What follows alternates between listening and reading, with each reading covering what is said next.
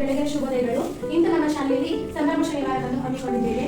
ವಿಷಯ ಆಧುನಿಕ ತಂತ್ರಜ್ಞಾನ ಸಾಧನಗಳು ಮತ್ತು ಅಂತರ್ಜಾಲದ ಸುರಕ್ಷಿತ ಬಳಕೆ ಹಾಗೂ ಹಿಂಸೆ, ಅಪರಾಧ, ಅಪಘಾತಗಳ ಸಂದರ್ಭಗಳಲ್ಲಿ ರಕ್ಷಣೆ ಹಾಗೂ ಭದ್ರತೆ.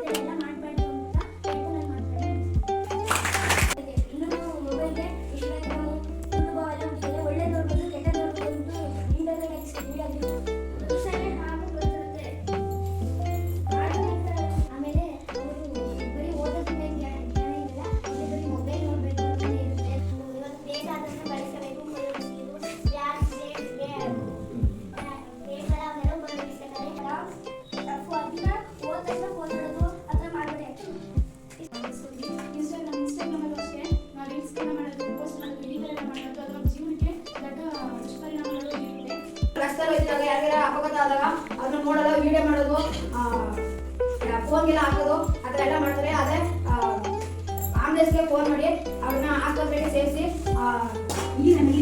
ಯಾವ ಥರ ಆಗಿದೆ ಅಂದರೆ ಆಧುನಿಕ ತಂತ್ರಜ್ಞಾನ ಎಷ್ಟು ಬೆಳೀತಾ ಇದೆಯೋ ಅಷ್ಟು ಒಳ್ಳೆ ಬಿಡುವಂಥ ಸಂದರ್ಭಗಳಿದೆ. ಎಷ್ಟು ಒಳ್ಳೆ ಗುಣಗಳನ್ನ ಸಂಪಾದನೆ ಮಾಡೋದು ಅಷ್ಟು ಕೆಟ್ಟ ಗುಣಗಳು ಜೊತೆಲೇ ಬರುವಂಥದ್ದಿದೆ. ಹಾಗಾಗಿ ಎರಡೂ ನಿಮ್ಮಲ್ಲೇ ಇರೋದ್ರಿಂದ ಯಾವ್ದು ಸರಿ ಯಾವ್ದು ತಪ್ಪು ಅನ್ನೋದನ್ನ ಗಮನಿಸ್ತಾ ಹೋಗ್ಬೇಕು. ಈ ನಮಗೆ ಹಿಂಸೆ ಅನ್ನೋದ್ರಲ್ಲಿ ಎರಡು ರೀತಿ ಇರುತ್ತೆ. ಒಂದು ಮಾನಸಿಕ ಹಿಂಸೆ, ಒಂದು ದೈಹಿಕ ಹಿಂಸೆ. ದೈಹಿಕ ಹಿಂಸೆ ಅಂದ್ರೇನು?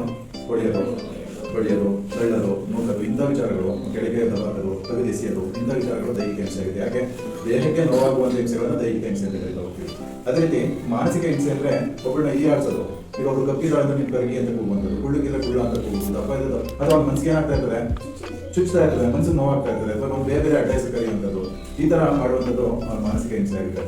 ಹಾಗಾಗಿ ಇಂಥ ವಿಚಾರಗಳನ್ನು ಯಾಕೆ ಶಾಲಾ ಕಾರ್ಯಕ್ರಮದಲ್ಲಿ ಅಳವಡಿಸಿದ್ದಾರೆ ಶಿಕ್ಷಣ ಇಲಾಖೆ ಅಂತಂದ್ರೆ, ಈಗ ಮಕ್ಕಳಿಗೆ ಇಂಥವೆಲ್ಲ ವಿಚಾರಗಳು ಗೊತ್ತಿದೆ.